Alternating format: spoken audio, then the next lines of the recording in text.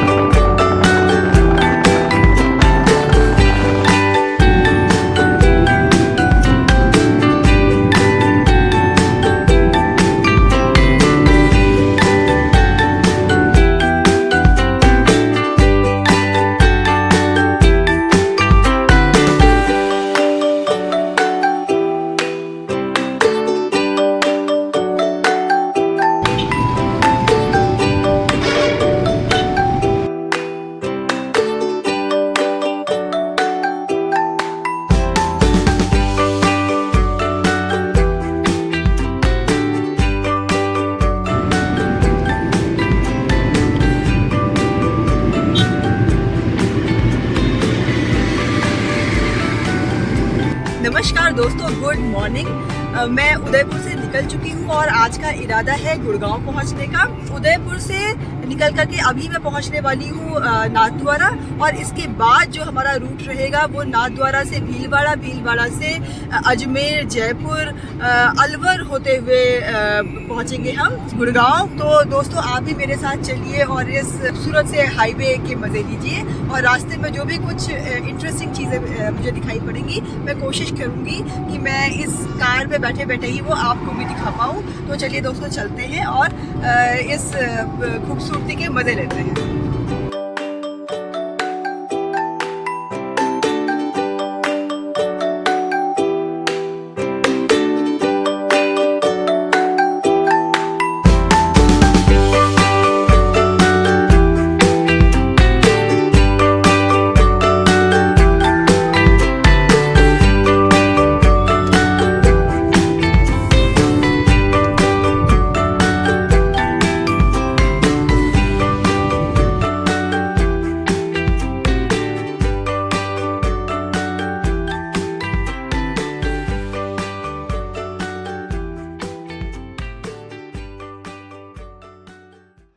अब हम नाथद्वारा को क्रॉस कर रहे हैं और इस हाईवे से नाथद्वारा टाउन की कुछ झलकियां हम ले सकते हैं। ये बहुत ही प्रसिद्ध है क्योंकि यहाँ पर श्रीनाथ जी का मंदिर है और उस मंदिर की बहुत मान्यता है। तो दूर दूर से काफ़ी संख्या में श्रद्धालु यहाँ पर आते हैं। तो रिलीजियस टूरिज़्म जो है वो यहाँ पर काफ़ी डेवलप्ड है।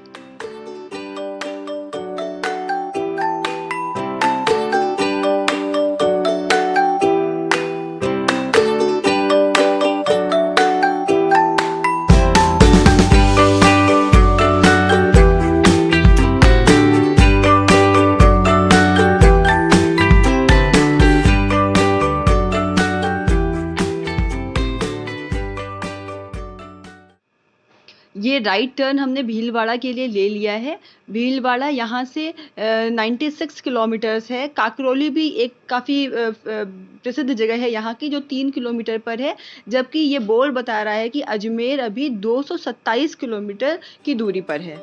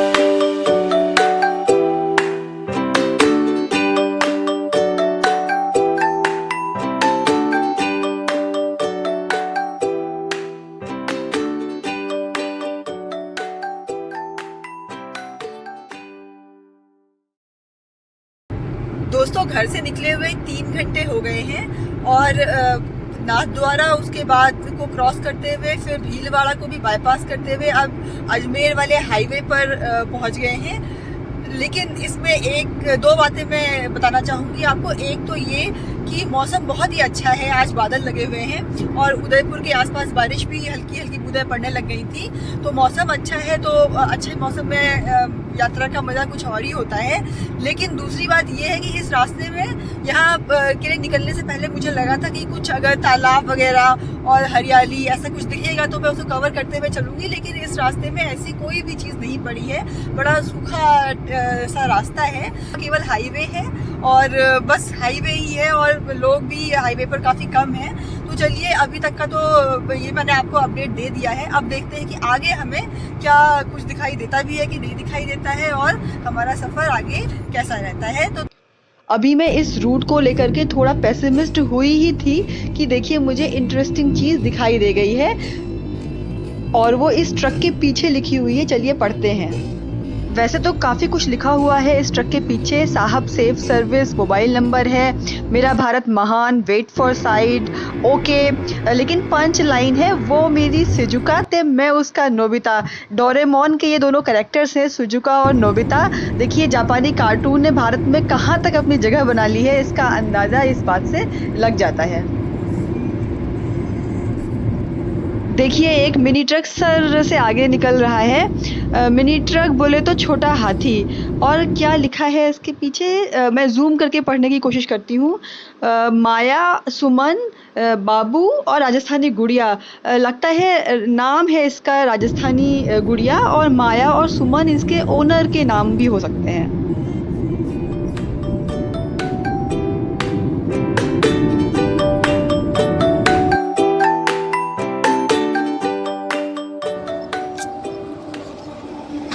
एक के ऊपर एक जामुन कितनी खूबसूरती से इन्होंने सजाए हैं और काफ़ी मेहनत से अटकाया होगा इनको।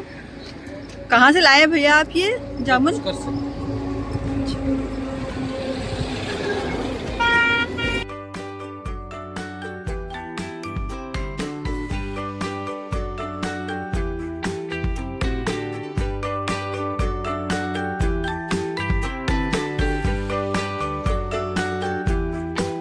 अब देखते हैं इस ट्रक से हमें क्या क्या मालूम पड़ता है। ऊपर लिखा है सालासर दरबार। सालासर राजस्थान के चूरू डिस्ट्रिक्ट में बालाजी का मंदिर है। लगता है इसके ओनर हनुमान जी के भक्त होंगे। फिर है बेटी बचाओ बेटी पढ़ाओ, जो कि गवर्नमेंट ऑफ इंडिया का काफ़ी पॉपुलर कैंपेन है। Vaibhav Lakshmi truck body builder Singhana, Talim Khan spray painter Singhana, इनके एडवर्टीजमेंट है। डाक पार्सल लिखा हुआ है, डाक पार्सल जाते होंगे इसमें। एम्बुलेंस को साइड दीजिए। रवि दी गड्डी, तो मतलब ओनर का नाम रवि है।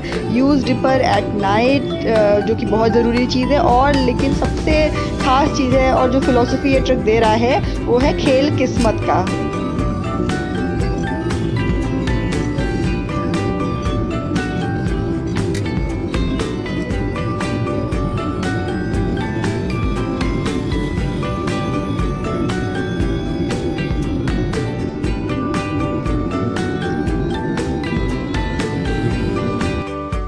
इस ट्रॉली में ग्रेनाइट जा रहा है, दिख ही रहा है। और ये बगड़ावत लिखा हुआ है, तो शायद इसके ओनर बगड़ावत होंगे। माँ का आशीर्वाद लिखा है। देवा गुर्जर के 2 पोस्टर्स लगे हुए हैं, लेकिन फटाफट में ये मिस हो गया कि उसमें लिखा क्या हुआ है। तो चलिए कोई बात नहीं है, हम आगे और अगर कुछ इंटरेस्टिंग ट्रक के पीछे लिखा हुआ दिखेगा तो फिर उस पर बात करेंगे।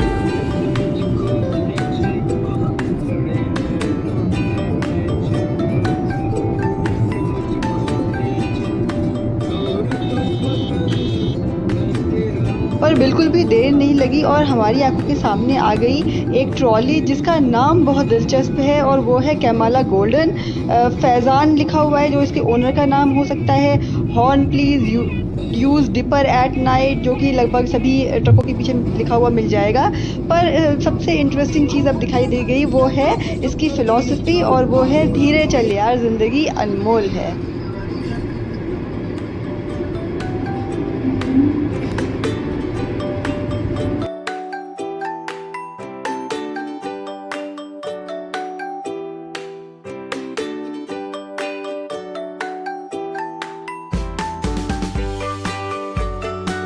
दोस्तों उदयपुर से निकले हुए अब 5.5 घंटे से ज़्यादा हो गए हैं और लाजमी है कि अब भूख लग गई है, तो रास्ते में पकौड़े ले लिए हैं, आप देखिए।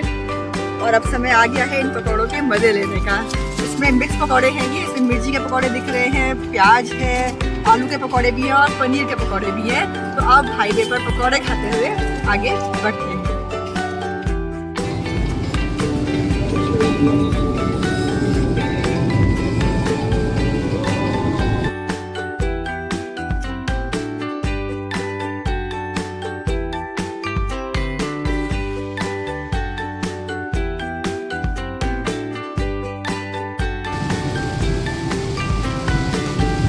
तेज बारिश में आगे निकलते हुए इस कार्गो ट्रक के पीछे लिखा है झुंझुनू की झलक। झुंझुनू जो राजस्थान का पार्ट हरियाणा से लगा हुआ है, वहाँ पर एक डिस्ट्रिक्ट है। और नीचे लिखा हुआ है प्रणाम शहीदानु, और अजय लिखा हुआ है, शायद अजय इसके ओनर का नाम होगा।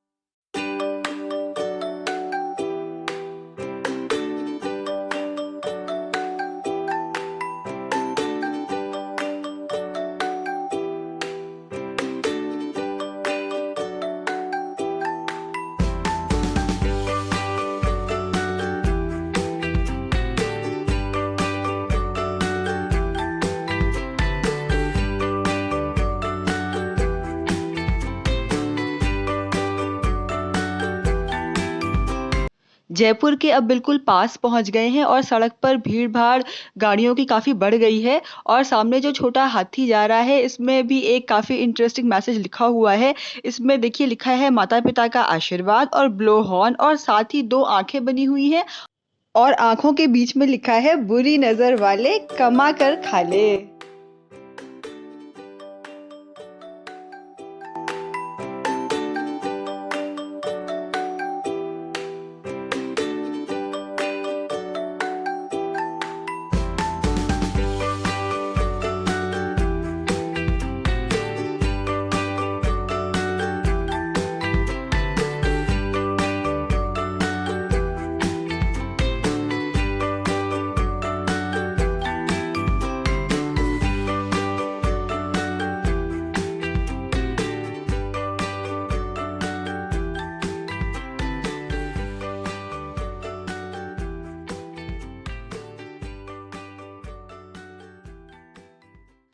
सामने जो छोटा हाथी जा रहा है, इसका नाम लिखा है राजस्थानी गुड़िया। राजस्थानी गुड़िया नाम का हमें छोटा हाथी पहले भी मिला था। इसका मतलब है कि ये काफ़ी कॉमन नाम है। और जिस फिलोसॉफिकल प्रश्न के साथ ये हमें छोड़ रहा है वो है सोचो साथ क्या जाएगा।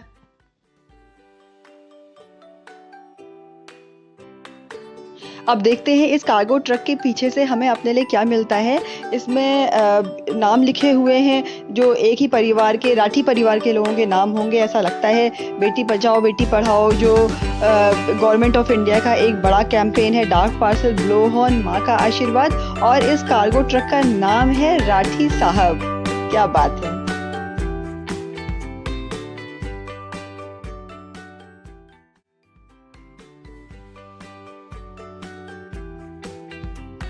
और किस्मत वाला ये कार्गो ट्रक है जिसका इतना शानदार नाम है लाडली। क्या बात है।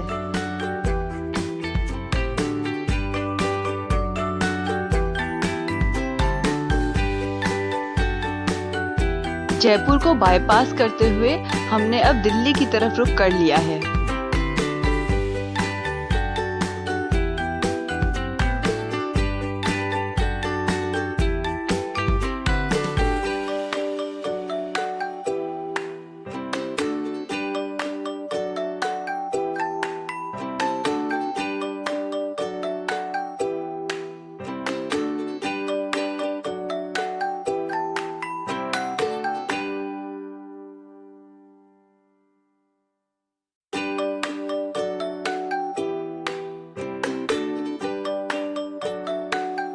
अरावली की ये पहाड़ियाँ बारिश में हरी भरी हो जाती हैं और बहुत ही खूबसूरत नजर आती हैं।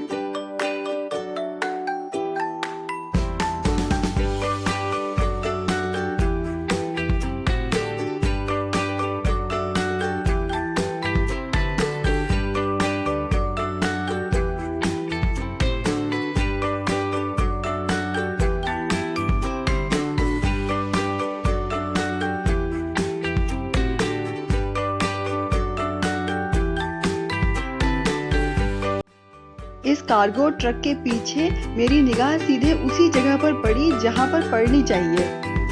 देखिए नीचे एक बंदूक बनी हुई है और उसके नीचे जो लिखा हुआ है वो धमकी है या ताना है, ये मुझे नहीं पता।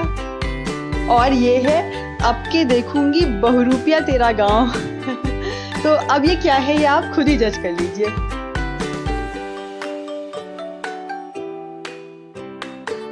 और इस तरीके से हमको मिल गई शायरी ऑफ द डे और वो कुछ इस तरीके से है। ए बुलबुल शोर मत कर, आज गम की रात है, आएंगे तेरे शहर में बस 2-4 दिन की बात है। और अंत में भरोसा आपका सर्विस हमारी। ये तो तय है कि ट्रक के पीछे लिखे हुए मैसेजेस को पढ़ने भर से ट्रक वाले के नाम, काम, मोबाइल नंबर, शहर से ज़्यादा उसके दिल का भी हाल जाना जा सकता है। तो पासपोर्ट से भी बड़ा एक डॉक्यूमेंट है ट्रक वाले का ये, जिसको लेकर के वो, जिसको हथेली पर लेकर के वो निकलता है। ये